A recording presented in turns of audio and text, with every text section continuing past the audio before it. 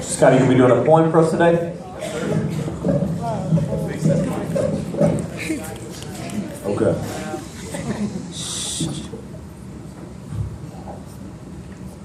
Before I start this piece and you get the wrong inflection of me trying to change your perception, I just want you to know that I am simply a believer with questions. If poetry is the way you like to speak, allow me to introduce you to the grade A meat, the cream of the crop, the ice cream on the top of the cone, the cylinder that helps you hold your own. What makes you hold the phone? His connection.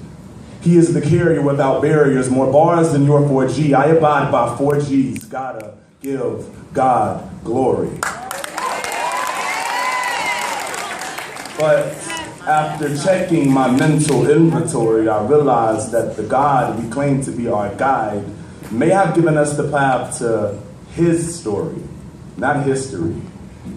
A beautiful girl once told me that this was the planet of the failures, and I responded by saying there's a difference between falling and failing, and it's whether or not you choose to get back up. But then I thought, if God gave you the circumstances and tools to fall in the first place, then maybe life is more of a chase, rather than a race where you could end in first place. But nevertheless, they'll tell you to keep running, because the longer you strive, the more you'll feel the breeze. They say prayer is the only answer to moving forward, but I've never ran on my knees. And the one thing about it is that we can't even see you, yet humans have made you small enough to wear around our necks. Now I see why they think they can be you. Don't get me wrong, I'm not saying that the creator of this earth is blemished. I'm just saying, why fault me if I was created in your image? You knew I couldn't fit the 4 corners to this frame you call perfection, and if I messed up, the same nails used for crucifixion will be the same nails used to hang me on an eternal wall to a flaming rejection. Why set your creations to flame when you gave them the option not to praise your holy name? Maybe we don't know everything, and maybe we've used you as a pivotal pull to give us financial and emotional renewal, because when we say, she's just going home to live with God, we don't really know. It's just what we've been saying to help us let things go.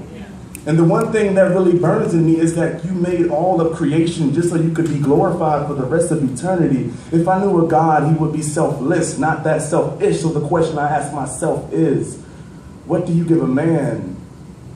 A God that has everything. Your only thing? This all began in heaven when Lucifer had the audacity to say he was the man, but according to the Bible, heaven is the place of perfection. So how could you let that happen? Especially if you control everything, then that must mean that you created the plate that gave Lucifer the meal that made him think he was the real deal, because he couldn't have created the emotion himself. And since the devil has to ask you before he can do anything, then why is he penalized for appealing to Adam and Eve's eyes when you had to approve of his ambition too? Maybe somewhere out there you have created the perfect race. And this is the place of the failures, because everyone here has flaws, but flaws that you created. Not all humans are angry, and a lot of them are happy you made them. But the one thing we're all wondering is, why are you firing the workers if they're just using the tools you gave them? And that very statement leads me to believe that religion is just a cushion created by man's personal perspective. But one thing I do understand is that the anatomy of this galaxy is far too significant to just be a coincidence. And the way the trees help us breathe is far more than something that just came to be. And I'm more than an evolutionized monkey. And this earth was designed specifically to fulfill the needs of you and me. And that has to be God. I guess the real question is, how can you believe in something that you cannot see?